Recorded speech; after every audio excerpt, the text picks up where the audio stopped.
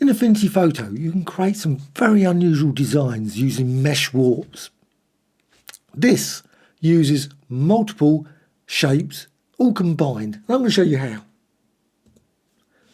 First thing to do, create a very basic gradient. And the reason for this, I'm just going to create a gradient like this, and you can see it's just applied all the way down. However, use the right arrow key. Don't release at this point, and that will be repeated all the way across. Now I want a slight gap, so I don't want to fill it all the way, but if you hold down, you can see now, just hold down for a bit, and you can see you get this gap between them. Okay, and now release. You can see it's just lots of layers, all filled with this gradient. You could, of course, fill it with anything. It's nice to fill it with a gradient, and you, of course, can use any gradient swatch you've got. Well, what you can then do is, with those all selected, you can right-click and you can group in the Layers panel. So they're just grouped, makes it easy to manipulate them. And now I'm just going to use the navigator to actually see the document. There's the document there, and just put it there, slot it there, move that out of the way.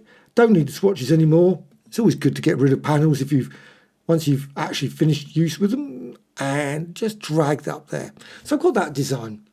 Well, I can't unfortunately duplicate that in the same technique, but what I can do is simply hold down the Alt Option key and drag.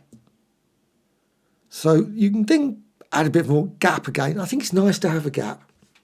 But now you can use a power transform and you can repeat this. So you get a really super colourful design, and that looks great when you use the next effect.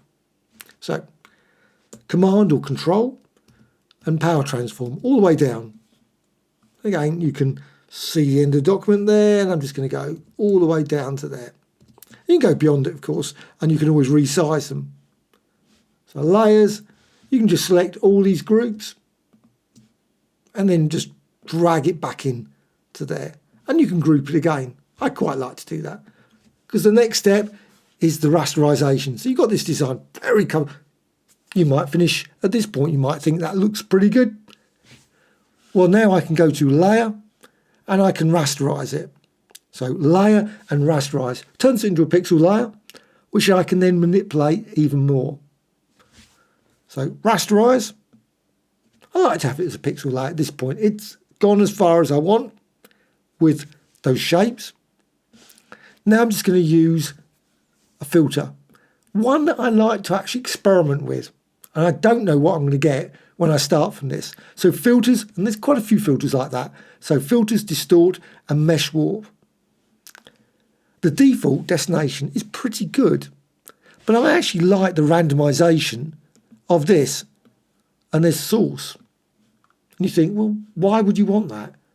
Well, because what you can do is, let's just drag so you can see the whole document. What you can do with this is you can just move it and nothing changes. And I like that.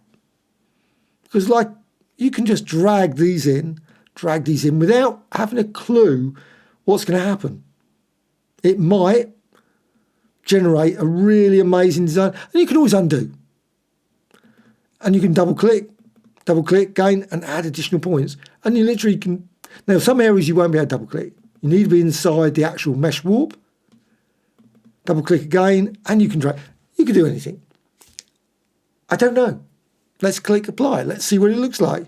And there it is warped. Sometimes you get a really weird shape, sometimes not. And you can see design there. And you can resize it, you can move it around, and you can do exactly the same. So again, filters, repeat mesh warp. And you can distort that. But you can always go back, filters, distort and mesh warp. Maybe warp it out that way. Warp it out that way. And warp it out that way. And so on. Literally thousands and thousands of combinations of warps. And again, you might decide, well, I like the experimentation. So go with source. And then do much the same. Just drag it out, manipulate this without actually seeing where it's going. Double click there, drag that out, drag that out. Once you're happy with it, click apply. And you get that. which I think is a pretty unusual shape, and something you probably might not get if you were using destination, because quite often I find it's quite restrictive, the destination, because you sort of like conceive it, oh no, I don't want that.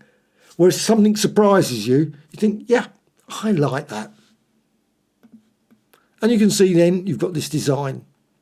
Well, what you can then do, you can apply effects to it. So layers, go down to effects. You don't have to apply many effects. You might not want to do much. You might put a bevel in it, just increase the radius a bit.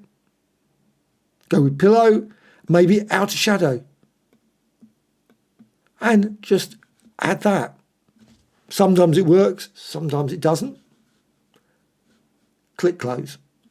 And you've got this design now. Let's just zoom in a bit. And you can see the colourful design you got. And you can also duplicate this and resize it. So let's just reduce it down a bit in size. Don't want it that big. I'm just going to drag it over here. Now, sometimes you can create designs that interlock really well. This one doesn't.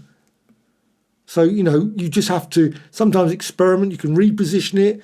Will it work? Sometimes how it lays out. And sometimes you just might just rotate it and think, you know what, that works. And you can always undo. Which is always the way I work with these things. I think, yep, put that there, that fits. And then move that over there. I want to fill that gap. And maybe put that round there. And so on. You can just build up all complex layers of designs. And again, resize it. Move it around. Push that there. And so on. So once you've got your design, what you can do, select all the pixel layers, go to layer and merge selected, which sometimes works, sometimes it crashes. So if you're going to do merge selected, you might want to save your document, because I have found a few crashes with it. But you've got this design, and of course you can always use mesh warp with this. Just try it. And you've got another design to work from. You could, of course, save that document with those designs, but then you can then work from this and create, again, even more designs. And again, group them all together, rasterize them, and file, and save as, or export. And you've got literally infinite amount of designs just from a very basic rectangle and gradient. Hope you found this of interest. Any questions, please let me know in the comments below.